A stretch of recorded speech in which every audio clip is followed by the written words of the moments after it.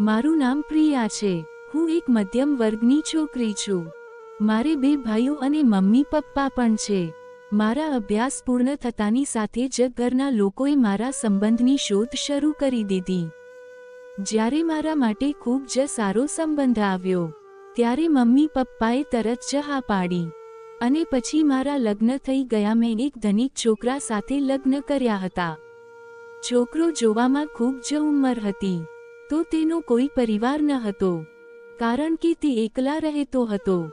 જો કે તેની પાસે મોટું ઘર હતું અને ધંધો પણ સારી રીતે ચાલતો હતો. તેથી આ બધું જોઈને પપ્પાએ મારા સંબંધને નક્કી કર્યો. મારા પતિનું નામ વિકાસ હતું. વિકાસ મને ખૂબ પ્રેમ કરતા હતા અને હું પણ તેને ખૂબ પ્રેમ કરતી હતી. પણ મારા લગ્નને માત્ર 6 મહિના થયા હતા કે વિકાસને હાર્ટ એટેક આવ્યો અને તે મને છોડીને ચાલ્યા ગયા. વિકાસના મૃત્યુથી મને ઘણો આંચકો લાગ્યો હતો કે આ મારી સાથે પણ થઈ શકે છે કારણ કે હું વિકાસથી ખૂબ ખુશ હતી. જો કે હું હજી ગર્ભવતી ન હતી. વિકાસના મૃત્યુ પછી મમ્મી પપ્પાએ કહેવાનું શરૂ કર્યું કે મારે તેની સાથે મારા માયકે જવું જોઈએ અને આમ પણ મારે 2 ભાભી હતી અને હું આજના યુગ વિશે પણ જાણતી હતી. તેથી જ હું વિધવા તરીકે માના ઘરે જવા માંગતી ન હતી. પરંતુ લોકોએ કહેવાનું શરૂ કર્યું કે પ્રિયા, તમે બીજા સાથે લગ્ન કરો. પરંતુ મારું હૃદય બીજા લગ્ન માટે તૈયાર ન હતું. આમ પણ વિકાસના ઘરે કોઈ ન હતું અને મારું મોટું ઘર હતું. ત્યાં મને પ્રેમ અને તમામ પ્રકારની ખુશી મળી. તેથી મને બીજે ક્યાંય જવાથી ડર હતો.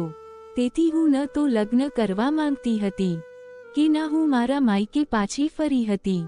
હું વિચારતી હતી કે મારે વિકાસના ઘરે જ રહેવું જોઈએ. પરંતુ ઘર એટલું મોટું હતું કે મને રાતે ડર લાગતું હતું. જ્યારે મને ભૂખ લાગતી ત્યારે મારું હૃદય બંધ થઈ જતું. હું પહેલાં એટલી ડરપોક નહોતી પરંતુ મારા પતિનું અવસાન થયું હોવાથી હું નાની નાની વસ્તુઓથી ડરવા લાગી. ત્યાં સુધી દરેક રાત ભયની છાયામાં વીતતી અને પછી વિચારતા વિચારતા રાતે ઊંઘ આવી જતી કે ક્યારે આ ભય મારા જીવનમાંથી જશે. આમ ઘણા દિવસો વીતી ગયા. વિકાસનો વ્યવસાય ખૂબ જ સારો હતો કે મારે કમાવાની જરૂર નહોતી. ઘણા પૈસા હતા જે મારા માટે ઘણા હતા. હું સમજદાર અને શિક્ષિત હતી. તેથી વિચારતી હતી કે કદાચ મારે બાળકોને ભણાવવાનું શરૂ કરવું જોઈએ. પછી મારા મગજમાં એક વિચાર આવ્યો કે કેમ હું ઘરનો નીચલો ભાગ ભાડે આપી દઉં તો ઘરમાં કોઈને કોઈ રહેશે જેથી મને ભય પણ નહીં લાગે અને દર મહિને ઘણા પૈસા પણ આવશે. પણ મારે એકલા માણસને ઘર આપવાનો ઈરાદો ન હતો કારણ કે હું યુવાન હતી. તો મારે આ જોખમ લેવાની ઈચ્છા નહોતી. હું આમ તો મારી પડોશી સાથે ખૂબ ઓછી વાત કરવાની ટેવ ધરાવતી હતી. પરંતુ હવે મારે દરેકને કહેવું હતું કે મારે ભાડું જ જોઈએ છે અને મેં મારી આસપાસના લોકોને જાણ કરી હતી કે મને ભાડૂતની જરૂર છે. પરંતુ મને એક પરિવાર ભાડૂત તરીકે જોઈએ. હું કોઈ પણ એક માણસને ઘર આપીશ નહીં.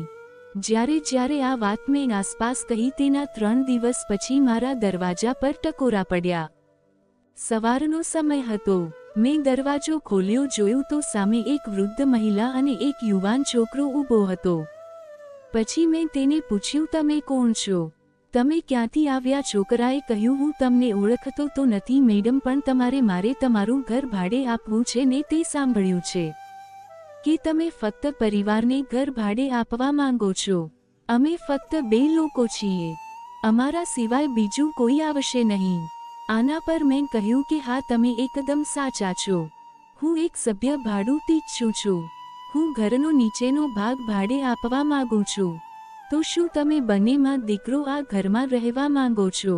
તો વૃદ્ધ મહિલાએ કહ્યું, હું તેની માં નથી, તેની પત્ની છું.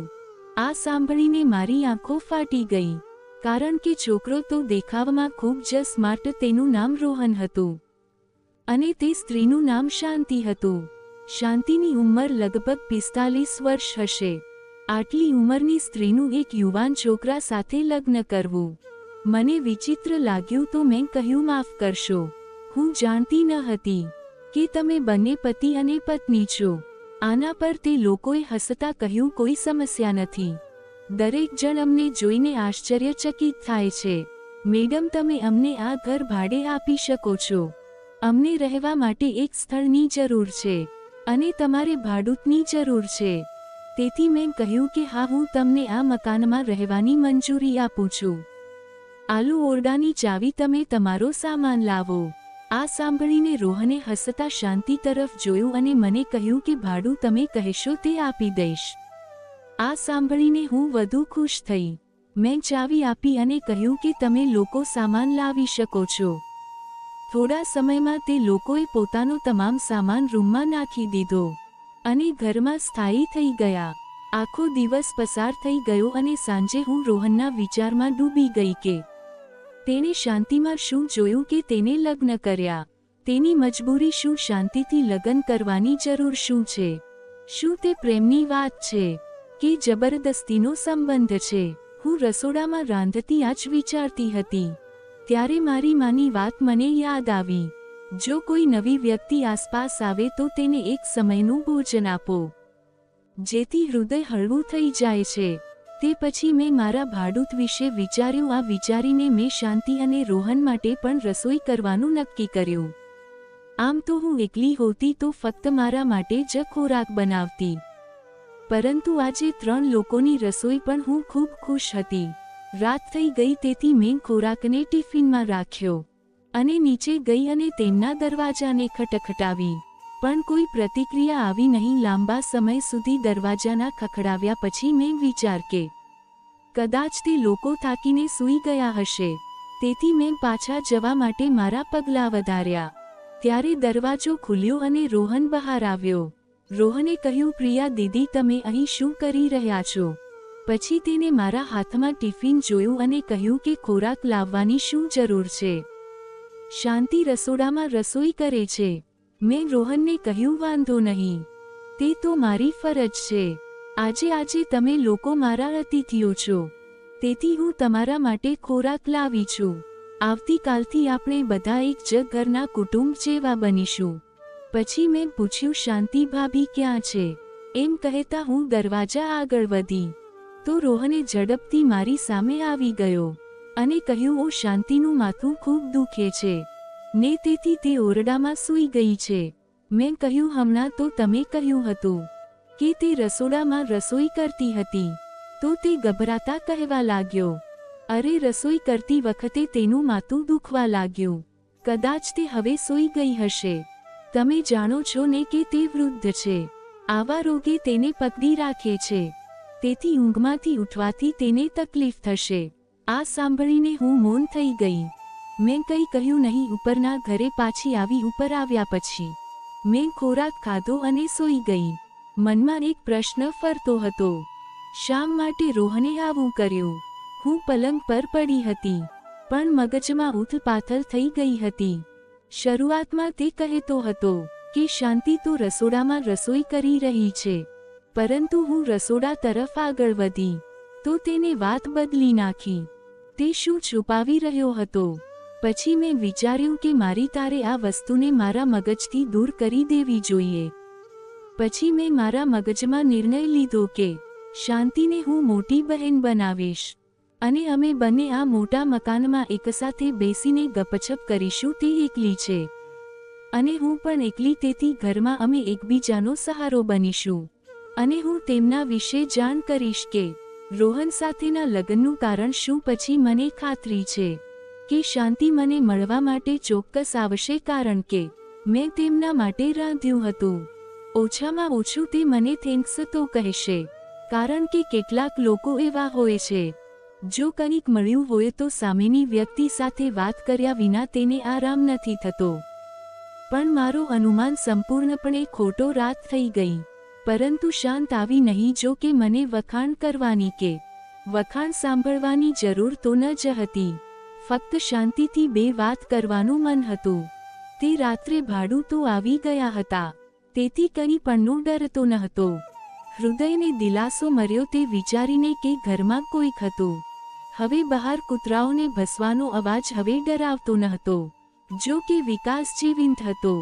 તો મેં આ વસ્તુઓ વિશે વિચાર્યું છું, કારણ કે વિકાસ મારી સાથે હતો. વિકાસ મને ખૂબ પ્રેમ કરતો હતો. દરરોજ રાત્રે તેની યાદમાં હું રડતી રહેતી. હું આ વિચારોમાં ડૂબીને સૂઈ ગઈ. ત્યારે અચાનક મારી આંખ મધ્યરાત્રિએ ખુલી. તો પછી ખબર નથી કે મારું હૃદય શા માટે મોટેથી ધબકતું હતું.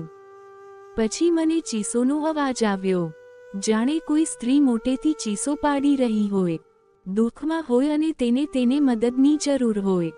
હું ડરમાં ધ્રુજતી હતી, પરંતુ બંને હાથથી કાન બંધ કર્યા, જેથી અવાજ સંભળાય નહીં, પણ ચીસો બંધ થવાનું નામ લેતી ન હતી. હવે મને પડસેવો આવવા લાગ્યો, પણ હવે શું કરવું તે હું સમજી શકી નહીં. આ કુલોદા વેસમાં સવાર થઈ ગઈ. સવારે 5 વાગ્યે અવાજ બંધ થયો. પછી થોડી રાહત થઈ. પછી આંખો ખુલી જ યારે 9 વાગ્યા હતા. પછી હું ગભરાઈ ગઈ. ચા બનાવી હાથમાં ધોઈ અને 1 કપ ચા લઈને ગેલેરીમાં આવી.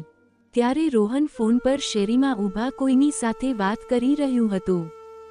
તેને જોતા એવું લાગતું હતું કે તે ક્યાંક જઈ રહ્યો છે. જ્યારે ફોન પર વાત કરતી વખતે તેની નજર મારા પર પડી. તે જોઈને તે થોડો હસ્યો અને પછી ત્યાંમાંથી નીકળી ગયો.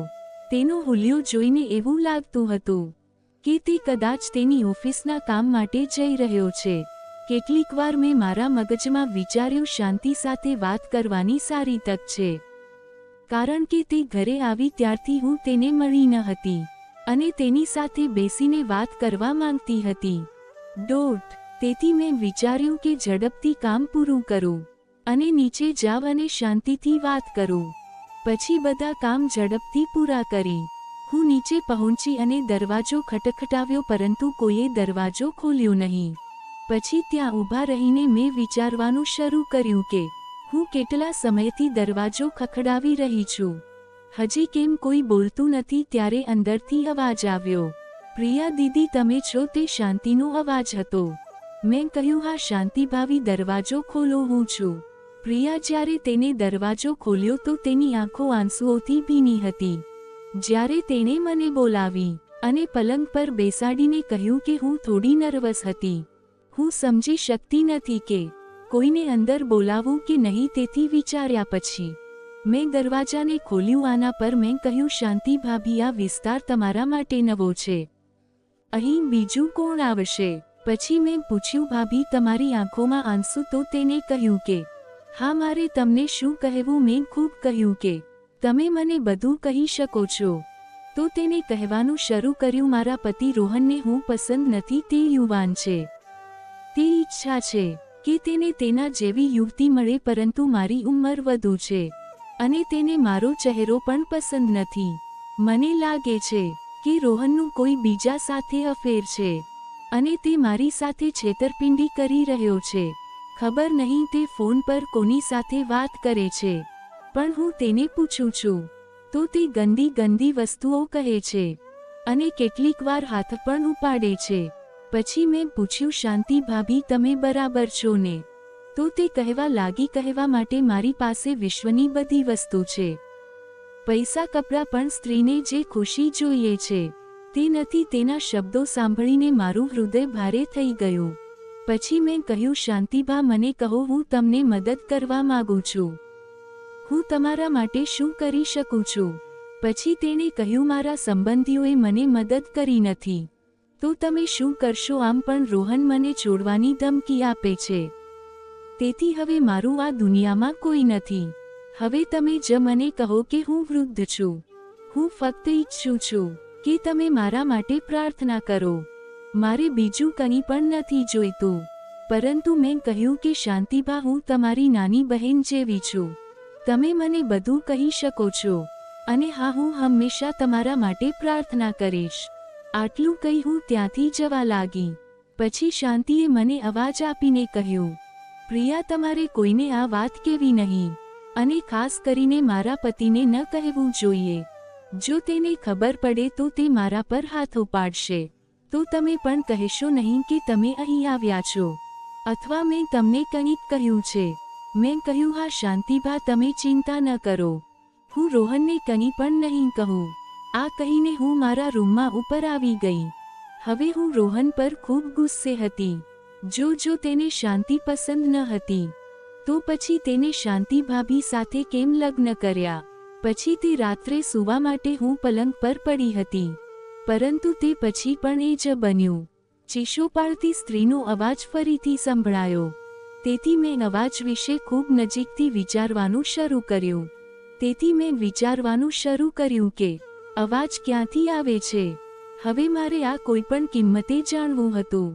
તેથી હું મારા ઓરડામાંથી બહાર આવી. બહાર નીકળતાની સાથે જ મને સ્પષ્ટપણે અવાજ સંભળાવાનું શરૂ થયું.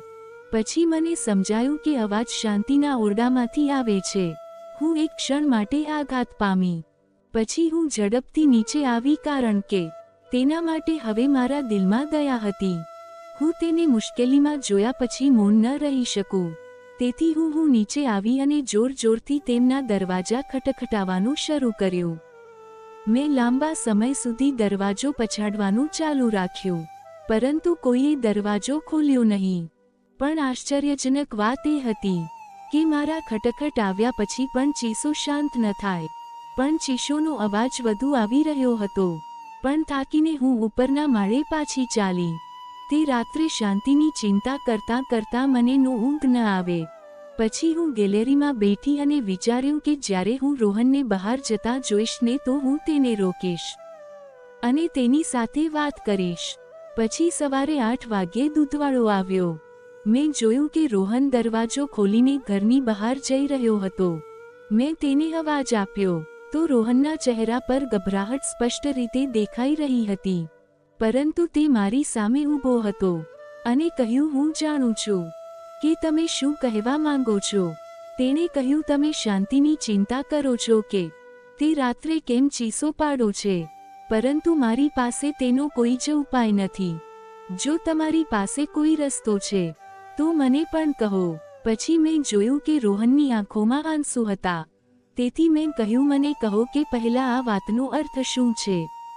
પ્રશ્નચિહ્ન. તે કેમ રડે છે? પછી હું તમને કોઈક રીતે કંઈ કહી શકું છું.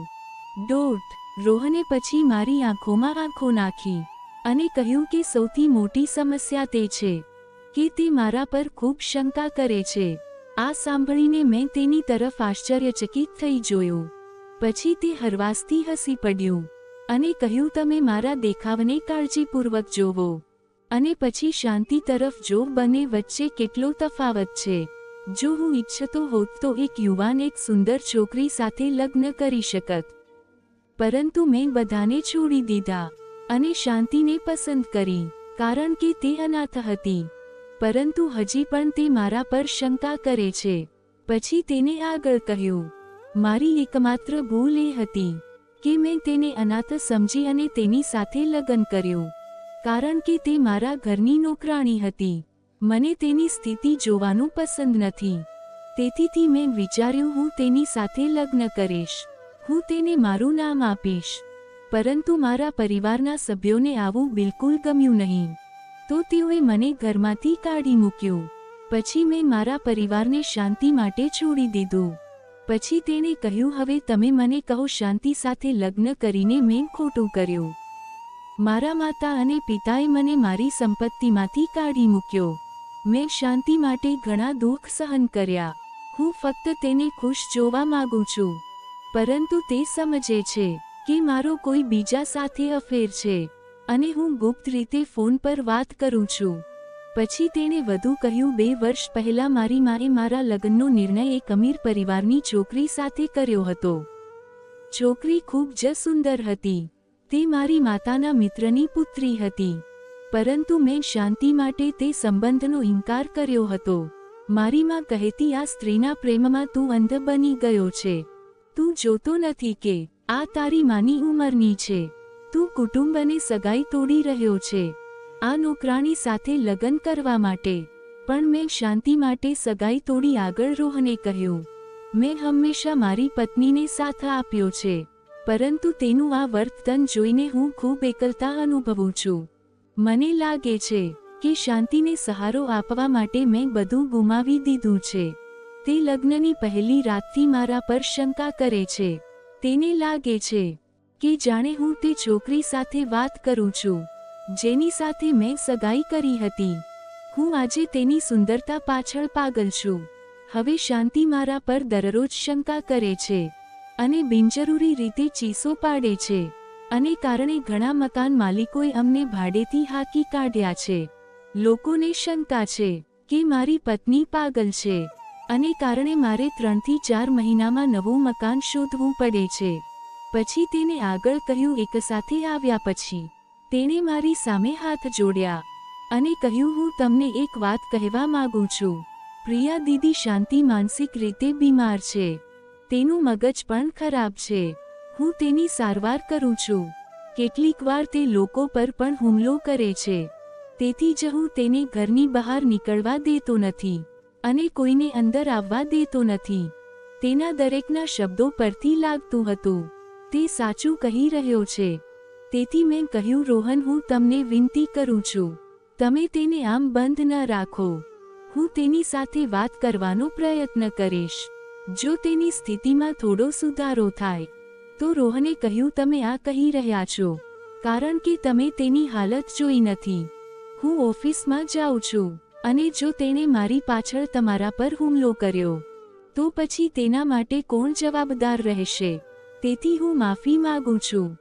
દીદી, હું તમારી આ વસ્તુ સ્વીકારી શકતો નથી. આના પર મેં કહ્યું હતું કે જો રોહન શાંતિએ મને નુકસાન પહોંચાડ્યું તો હું તમને જવાબદાર નહીં માનું. હું માત્ર એટલું જ કહી રહી છું કે તેને કેદમાં ન રાખું.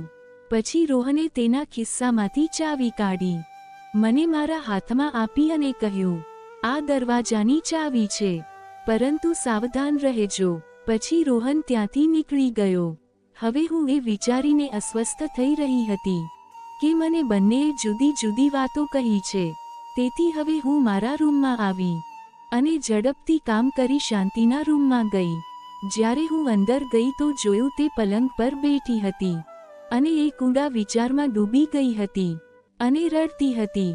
હું તેની પાસે ગઈ. તેને જોયા પછી મારું હૃદય આઘાત પામ્યું.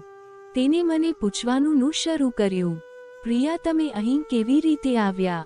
પછી મેં કહ્યું, શાંતિ ભાભી, મને લાગ્યું કે તમે એકલા છો અને હું એકલીશ, તેથી હું તમારી પાસે આવીશ અને થોડી ગપશપ કરીશ. મને જોયા પછી તે ઊભી થઈ અને મને ગળે લગાવી અને રડતા કહ્યું, મને કોઈના ખંભાની જરૂર હતી. આના પર મેં કહ્યું, શાંતિબા, શું રડવું? તમારી નાની બહેન તમારી સાથે છે. આજે મારે તમને કંઈક મહત્વપૂર્ણ પૂછવું છે. તમે રાત્રે કેમ ચીસો પાડો છો તે મને કહો. તેમ છતાં હું રોહનના શબ્દો પર વિશ્વાસ કરતી હતી. હવે શાંતિના મોહમાંથી સત્ય સાંભળવા માંગતી હતી, પરંતુ તે પછી શાંતિ નર્વસ થઈ ગઈ અને કહ્યું કે હું ચીસો નથી પાડતી. મારો પતિ મારી ખૂબ કાળજી રાખે છે. પછી હું તેને સાંભળીને સતબદ્ધ થઈ ગઈ કારણ કે તે કેટલી સરળતાથી ગઈકાલે મને કંઈક બીજું કહેતી હતી અને આજે કંઈક બીજું. તેને કહ્યું કે હું તમારું ઘર જોવા માંગુ છું. હું જોવા માંગુ છું કે તમે તમારા ઘરને કેવી રીતે શણગારો છો, કારણ કે હું પણ મારા ઘરને આ રીતે સજાવવા માંગુ છું. જ્યારે મારા પતિ ઘરે આવ્યા ત્યારે તેને વધુ ગમ્યું જ્યારે તે જોશે કે મારે કે ઘર કેટલું સારું છે. મેં તેના પર માથું હલાવ્યું અને કહ્યું, મારી સાથે આવો. હું તમને મારો ઓરડો અને ઘર બતાવીશ. પરંતુ મારા મગજમાં મૂંઝવણ હતી કે કેમ તેનું વર્તન અચાનક બદલાયું. પછી ઉપર પહોંચતાની સાથે જ શાંતિએ મારો હાથ પકડ્યો અને તેનો હાથ આગળ મૂક્યો. તેના હાથ પર નિશાન હતા. તેને જોઈ હું ડરી ગઈ. મેં કહ્યું, શું થયું? પછી શાંતિએ કહ્યું કે ગઈકાલે મેં તમને કહ્યું હતું તે મારા પતિએ સાંભળ્યું. કદાચ તેણે ક્યાંક કંઈક મૂક્યું છે જે બધી વાતોને રેકોર્ડ કરે છે. તે મારા પર ખૂબ જ સખ્ત નજર રાખે છે. તેથી જ મેં તમને કહ્યું હતું કે હું ખૂબ ખુશ છું. પરંતુ સત્ય એ છે કે તે એવું નથી. મારા પતિ રોજ મને પરેશાન કરે છે અને મને મારે છે. તેથી હું ચીસો પાડું છું. પછી તેની આગળ કહ્યું કે જ્યારે તમે તમારી આંખોથી મને શું થાય છે તે જો ત્યારે તમે ખૂબ જ આઘાત પામશો. જો તમને ખાતરી નથી તો પછી મારા રૂમમાં ક્યાંક કેમેરા મૂકો. હું આના જેવું કંઈ કરી શકતી નથી. જો તમે તે રેકોર્ડિંગ કરી બતાવો તો મારા પતિને સજા કરવામાં આવશે અને હું મુક્ત થઈશ. જેના પર મેં કહ્યું કે ઠીક છે, હું કંઈક કરું છું. પણ સાચું કહું તો હું ફસાઈ ગઈ હતી, કારણ કે રોહન તેના પર આરોપ લગાવી રહ્યો હતો અને શાંતિ તેના પતિ પર. જે મોથી મેં સાંભળ્યું તે વિશે મને યોગ્ય લાગ્યું. તે બંને તેમના પોતાના સ્થાને યોગ્ય લાગ્યા. બંને નિર્દોષ દેખાતા હતા. આમાંથી બહાર નીકળવાનો એક જ રસ્તો હતો. મેં કેમેરો મૂકવાનું વિચાર્યું. મેં કેમેરાને સ્થાપિત કરવા માટે એક માણસ સાથે વાત કરી. જો કે નીચેથી રાતે ચીસો પાડવાના અવાજો તો આવતા જ હતા. પછી જ્યારે હું સવારે રોહનને મળતી ત્યારે તે કહેતો શાંતિનું સ્વાસ્થ્ય વધુ ખરાબ થઈ રહ્યું છે. પરંતુ રાત્રે શાંતિ મને કહે છે કે મારા પર જુલ્મ વધી રહ્યો છે. હું ઈચ્છતી હતી કે જો રોહન ખોટો છે તો તે ટૂંક સમયમાં તેને સજા મળે અને જો શાંતિ બીમાર છે તો તેને સારવાર મળે. હવે કેમેરો આવવામાં થોડો સમય બાકી હતો. થોડું કામ કર્યા પછી મેં વિચાર્યું કે આજે શાંતિને ફરીથી ખોરાક આપી દઉં. જો કે રાત્રે હું ભાગ્યે જ નીચે જતી હતી, પરંતુ આજે મારે ખોરાક આપવો હતો. તેથી સીડી પરથી નીચે ઉતરી ત્યારે અચાનક શાંતિનો અવાજ મારા કાનમાં આવ્યો. તે કહેતી હતી, આજે બધી તૈયારીઓ કરવામાં આવી છે, તેના વિશે ચિંતા કરશો નહીં. તે તો કમજોર છે, તેને નિયંત્રિત કરવું સરળ છે. આ સાંભળી હું પાછળ હટી ગઈ, કારણ કે શાંતિનો નવો ચહેરો મારી સામે આવ્યો હતો. તો પછી મને ખબર નથી કે મારા મગજમાં કયા વિચારો આવ્યા.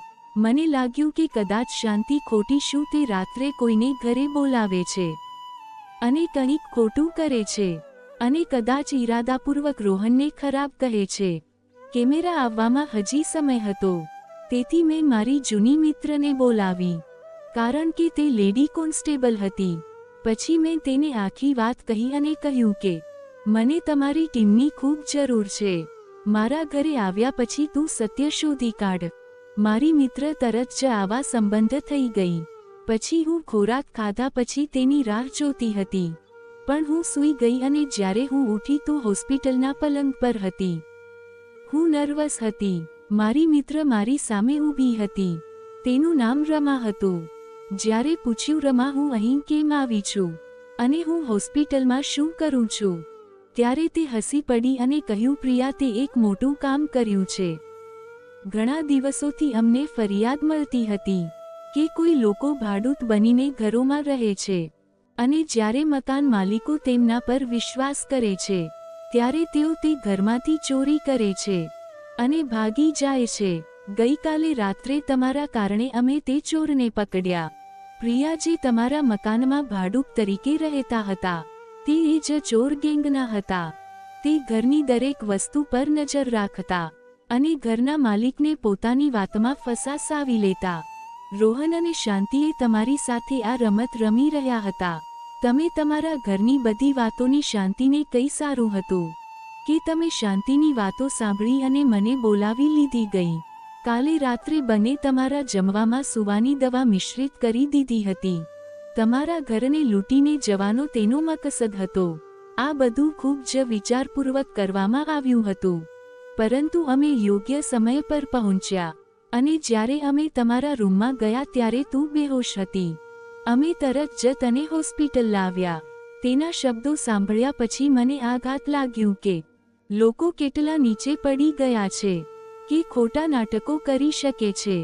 મને રોહન અને શાંતિની વાતોથી એવું લાગ્યું નથી કે તે મારી સાથે જૂઠું બોલી રહ્યા છે, પરંતુ આ ભાળ કે તેણે મને બચાવી. હવે મને ભાડૂત રાખવામાં ડર લાગે છે.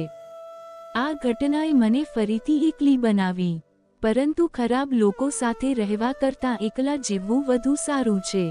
આજકાલ કોઈના પર વિશ્વાસ કરવો મુશ્કેલ છે, તેથી જ મેં મારું મન બનાવ્યું છે કે હવે હું એકલી બરાબર છું.